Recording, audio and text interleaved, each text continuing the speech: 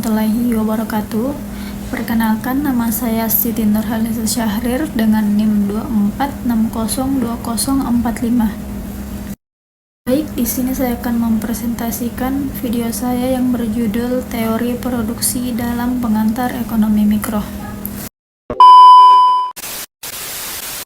Baik, pada slide pertama, latar belakang, yaitu berisi dalam era globalisasi dan persaingan ekonomi yang semakin ketat, pemahaman tentang teori produksi menjadi semakin penting bagi pelaku ekonomi. Teori produksi dalam ekonomi mikro menyediakan kerangka analitis untuk memahami bagaimana perusahaan membuat keputusan optimal mengenai penggunaan faktor-faktor produksi.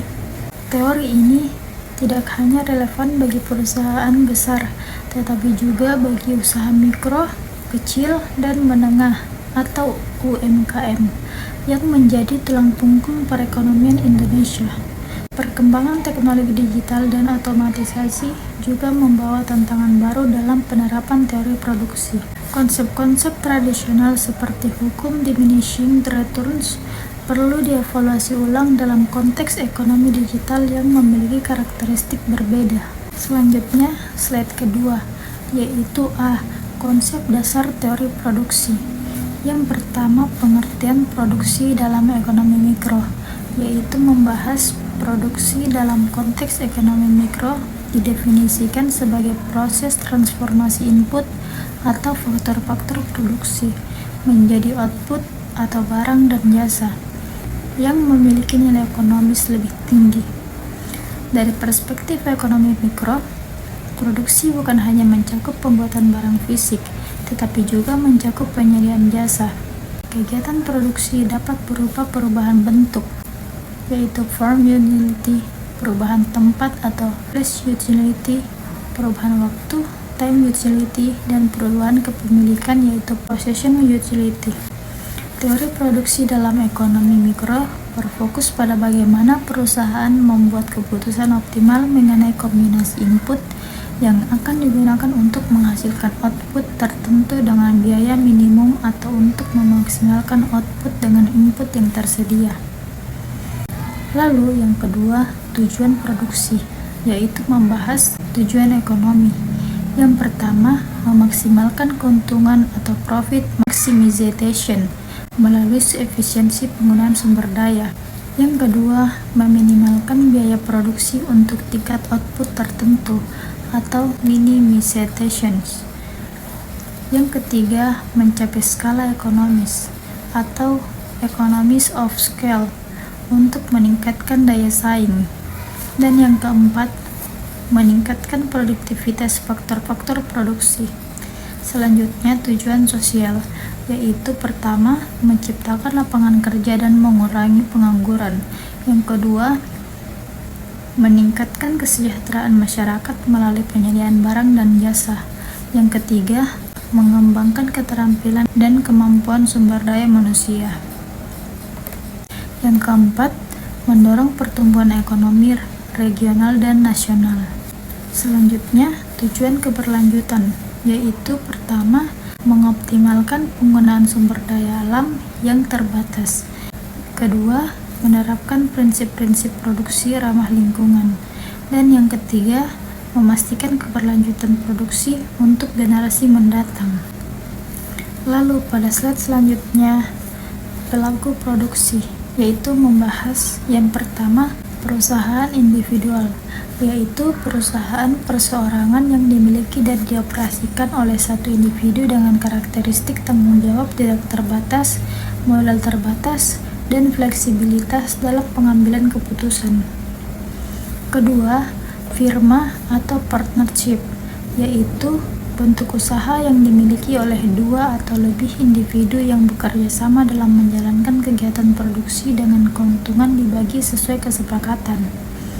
Yang ketiga, perusahaan atau corporation, yaitu entitas hukum yang terpisah dari pemiliknya dengan karakteristik tanggung jawab terbatas, kontinuitas usaha, dan kemudahan dalam mengumpulkan modal. Yang keempat, koperasi, yaitu organisasi ekonomi yang dimiliki dan dioperasikan oleh anggotanya untuk kepentingan bersama dengan prinsip satu anggota, satu suara. Lalu terakhir, badan usaha milik negara atau BUMN, yaitu perusahaan yang modalnya dimiliki oleh negara, biasanya beroperasi pada sektor-sektor strategis. Selanjutnya, hubungan produksi dengan konsumsi dan distribusi, yaitu produksi, konsumsi, dan distribusi merupakan 3 kegiatan ekonomi yang saling berkaitan dan membentuk sistem ekonomi yang terintegrasi. Permintaan konsumen menjadi sinyal bagi produsen untuk menentukan jenis, kuantitas, dan kualitas barang yang akan diproduksi. Sebaliknya, inovasi dalam produksi dapat menciptakan kebutuhan baru atau mengubah pola konsumsi masyarakat. Distribusi berfungsi sebagai penghubung antara produksi dan konsumsi. Efisiensi sistem distribusi sangat mempengaruhi keberhasilan proses produksi melalui perluasan jangkauan pasar, mengurangi biaya transaksi, dan peningkatan value added. Pada slide selanjutnya yaitu B. Faktor-faktor produksi. Yang pertama, faktor produksi alam atau tanah dan sumber daya alam, yaitu faktor produksi alam mencakup semua sumber daya yang disediakan oleh alam dan dapat digunakan dalam proses produksi. Karakteristiknya, melalui keterbatasan jumlah, tidak dapat dipindahkan, khususnya tanah, perbedaan kualitas, dan produktivitas marginal yang menurun. Lalu, jenis-jenis sumber daya alam yaitu 1. Sumber daya alam terbarukan seperti tanah pertanian, hutan, sumber air, energi matahari dan angin, serta perikanan. Lalu yang kedua, sumber daya alam tidak terbarukan seperti minyak bumi, gas alam, batu bara, logam mulia, dan mineral industri. Lalu, teori sewa ekonomi David Ricardo menjelaskan bahwa tanah dengan kualitas berbeda akan menghasilkan sewa yang berbeda pula berdasarkan produktivitasnya dan aksesibilitasnya. Selanjutnya, faktor produksi tenaga kerja, yaitu tenaga kerja merupakan kemampuan fisik dan mental manusia yang digunakan dalam proses produksi. Karakteristiknya unik karena tidak dapat dipisahkan dari pemiliknya, bersifat perishable, heterogen, dan dapat ditingkatkan kualitasnya. Lalu, klarifikasi tenaga kerja yang pertama, berdasarkan keterampilan yaitu terampil, semi-terampil, terampil, dan profesional. Yang kedua, berdasarkan sifat pekerjaan, yaitu fisik, blue collar, mental, white collar, dan manajerial.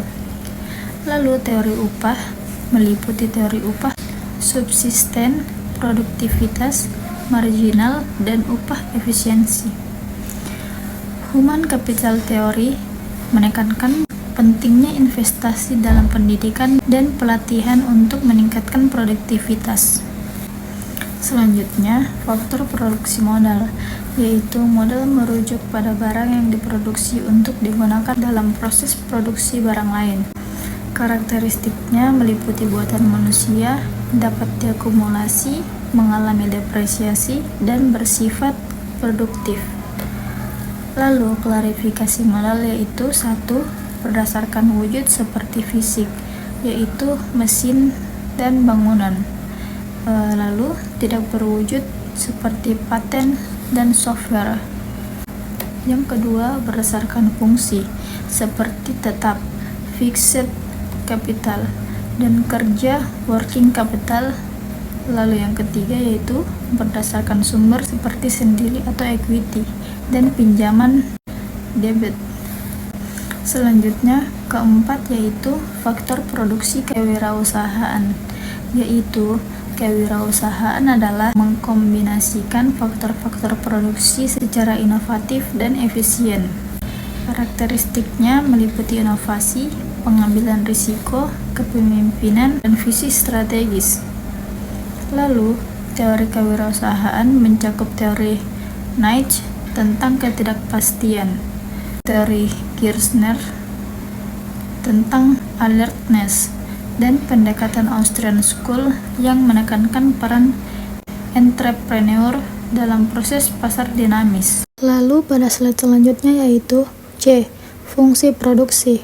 Yang pertama, pengertian fungsi produksi, yaitu fungsi produksi adalah hubungan matematis yang menggambarkan transformasi input menjadi output maksimum dengan teknologi tertentu.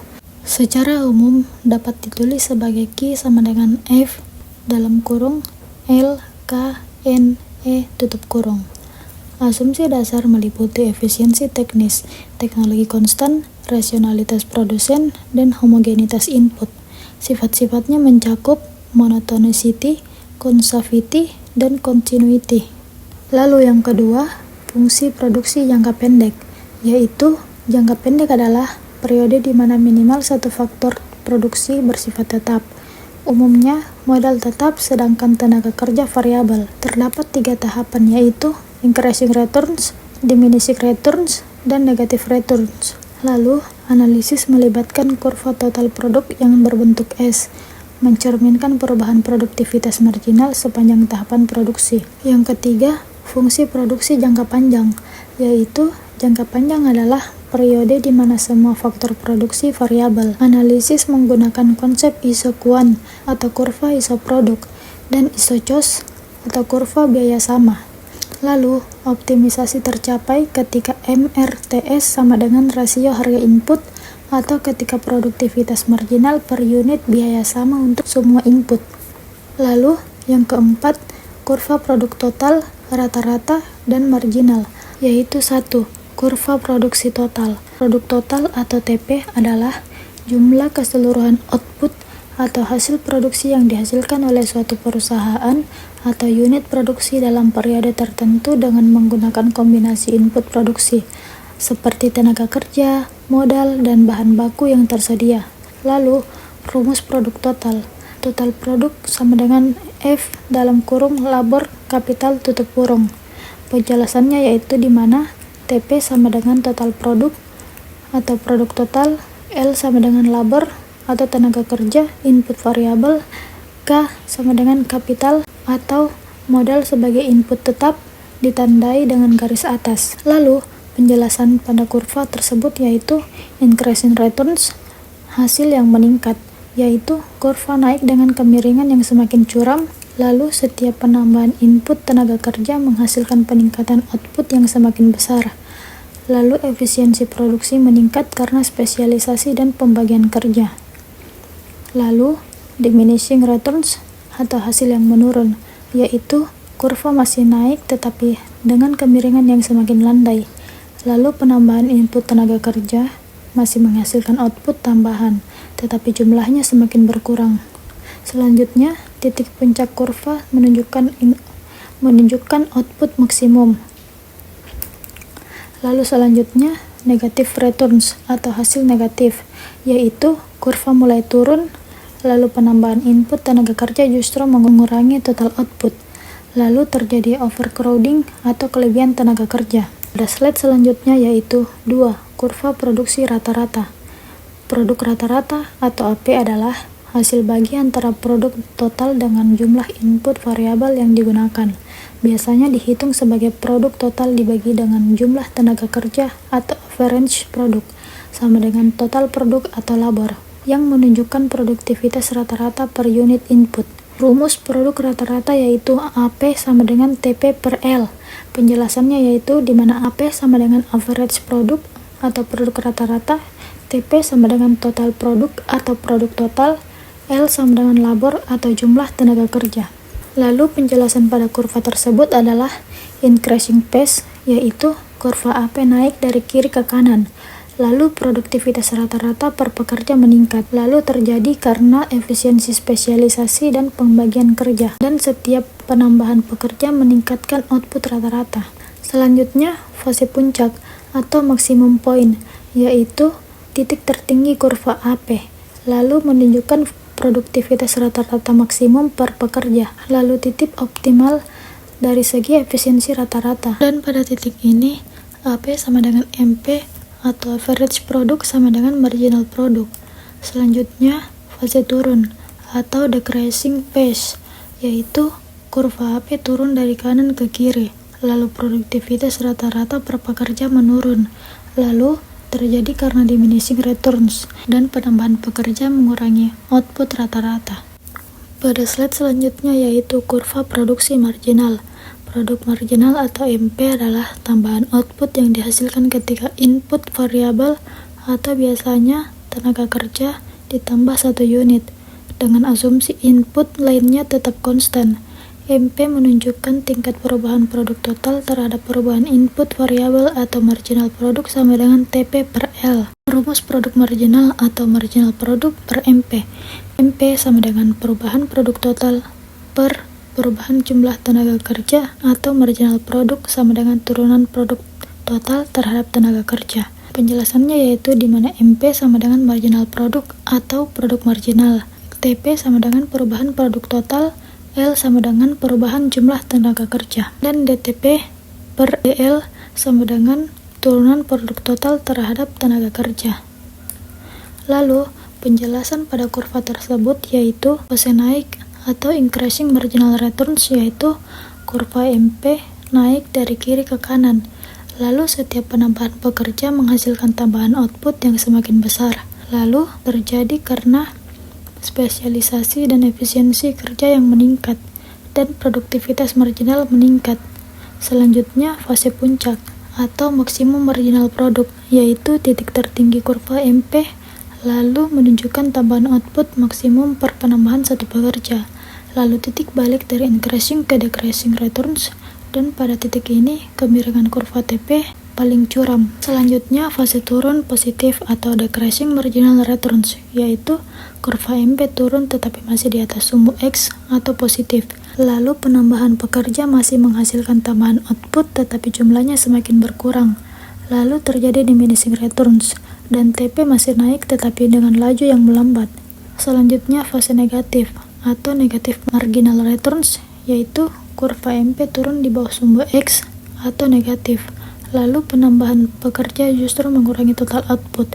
Lalu terjadi overcrowding atau kelebihan tenaga kerja, dan TP mulai turun. Slide selanjutnya yaitu D. Hukum-hukum dalam produksi. Yang pertama, hukum kenaikan hasil yang semakin berkurang. Hukum diminishing returns menyatakan bahwa penambahan input variabel pada input tetap akan menghasilkan produktivitas marginal yang menurun setelah titik tertentu. Tahapan meliputi increasing returns atau spesialisasi, diminishing returns atau kapasitas terbatas, dan negative returns atau overcrowding. Yang kedua, hukum hasil skala atau returns to scale. Returns to scale menganalisis perubahan output ketika semua input diubah proporsional dalam jangka panjang, yaitu 1. Constant returns to scale atau CRS, yaitu output meningkat proporsional. Yang kedua, increasing returns to scale atau IRS, yaitu output meningkat lebih besar. Yang ketiga, yaitu decreasing returns to scale atau DRS, yaitu output meningkat lebih kecil. Selanjutnya, 3. Substitusi dan komplementaritas faktor produksi. Faktor produksi dapat bersifat substitusi, saling menggantikan, atau komplementer, saling melengkapi. Tingkat substitusi diukur dengan MRTS dan elastisitas substitusi. Pada slide selanjutnya yaitu efisiensi produksi. Yang pertama, pengertian efisiensi teknis dan ekonomis, yaitu efisiensi teknis tercapai ketika output maksimum dihasilkan dari input tertentu tanpa pemborosan. Efisiensi ekonomis tercapai ketika biaya diminimalkan untuk output tertentu dengan mempertimbangkan harga input. Yang kedua, cara mengukur efisiensi produksi, yaitu metode pengukuran meliputi data envelopment analysis atau DEA, Stochastic Frontier Analysis atau SFA, Malmquist Productivity Index, dan berbagai rasio efisiensi sederhana. Yang ketiga, optimalisasi penggunaan faktor produksi, yaitu Optimisasi dapat dilakukan melalui pendekatan minimisasi biaya atau maksimisasi output dengan kondisi optimal ketika rasio produktivitas marginal terhadap harga sama untuk semua input. Pada slide selanjutnya yaitu implikasi teori produksi dalam dunia nyata. Yang pertama, penerapan dalam dunia industri, yaitu teori produksi diterapkan dalam berbagai sektor, yaitu manufaktur atau assembly line optimizations, industri proses atau chemical optimizations, dan jasa atau research allocation. Teknologi modern seperti industri 4.0 mengintegrasikan LOT, AL, dan digital twin. Yang kedua, relevansi dalam UMKM dan startup, yaitu UMKM menghadapi tantangan khusus dengan research constraints tetapi memiliki flexibility advantage. Strategi meliputi line startup, metodologi, outsourcing, decisions, dan teknologi adaptation dan sesuai skala. Yang ketiga, tantangan di era digital dan otomatisasi, yaitu era digital membawa disruption melalui AL, LOT, blockchain, dan automation. Tantangan meliputi human-machine collaboration, sustainability, data security, dan paradigma baru seperti mass customization dan servitization. Pada slide selanjutnya yaitu kesimpulan. Berdasarkan pembahasan yang telah diuraikan, dapat disimpulkan beberapa hal penting mengenai teori produksi. Yang pertama, teori produksi merupakan fondasi penting dalam ekonomi mikro yang menjelaskan bagaimana input ditransformasikan menjadi output melalui proses produksi yang efisien. Yang kedua, faktor-faktor produksi, yaitu alam, tenaga kerja, modal, dan kewirausahaan, memiliki karakteristik unik dan saling berinteraksi dalam proses produksi dengan berbagai tingkat substitusi dan komplementaritas. Yang ketiga, fungsi produksi memberikan kerangka analitis untuk memahami hubungan input-output dalam jangka pendek dan panjang dengan konsep-konsep seperti isoquant dan isocos yang membantu optimisasi. Yang keempat, hukum-hukum produksi seperti diminishing returns dan returns to scale memberikan panduan penting dalam pengambilan keputusan produksi dan investasi. Yang kelima, efisiensi produksi dapat diukur dan ditingkatkan melalui berbagai metode, baik efisiensi teknis maupun ekonomis, untuk mencapai optimalisasi penggunaan sumber daya. Yang keenam, aplikasi praktis teori produksi sangat relevan dalam berbagai konteks, mulai dari industri besar hingga UMKM, dan terus berkembang menghadapi tantangan era digital dan otomatisasi. Selanjutnya, B, yaitu saran. Berdasarkan analisis yang telah dilakukan, beberapa saran yang dapat diberikan. Yang pertama, untuk akademisi, yaitu perlu pengembangan lebih lanjut teori produksi yang dapat mengakomodasi karakteristik ekonomi digital dan platform ekonomi. Selanjutnya, penelitian empiris tentang penerapan teori produksi dalam konteks UMKM Indonesia perlu diperbanyak. Lalu, integrasi aspek sustainability dan social responsibility dalam framework teori produksi klasik. Lalu yang kedua, untuk praktisi bisnis, yaitu implementasi teknologi digital harus diselaraskan dengan prinsip-prinsip efisiensi produksi. Selanjutnya, investasi dalam human capital dan reskilling tenaga kerja menjadi kunci adaptasi terhadap otomatisasi. Lalu, pengembangan strategi produk yang agil dan adaptif terhadap perubahan pasar. Yang ketiga, untuk pembuat kebijakan, yaitu perlunya kebijakan yang mendukung transformasi digital UMKM dengan tetap memperhatikan prinsip efisiensi. Lalu, pengembangan infrastruktur yang mendukung implementasi industri 4.0. Selanjutnya, regulasi yang balance antara inovasi teknologi dan perlindungan tenaga kerja. Yang keempat yaitu untuk penelitian selanjutnya, yaitu studi komparasi penerapan teori produksi dan berbagai negara dengan tingkat perkembangan teknologi yang berbeda. Lalu, analisis dampak artificial intelligence terhadap fungsi produksi tradisional. Selanjutnya, pengembangan model produksi yang mengintegrasikan faktor lingkungan dan sosial. Baik, Sekian dari video presentasi saya yang berjudul Teori Produksi dalam Pengantar Ekonomi Mikro. Apabila ada kekurangan, mohon dimaafkan. Wabillahi taufiq wal hidayah. Wassalamualaikum warahmatullahi wabarakatuh.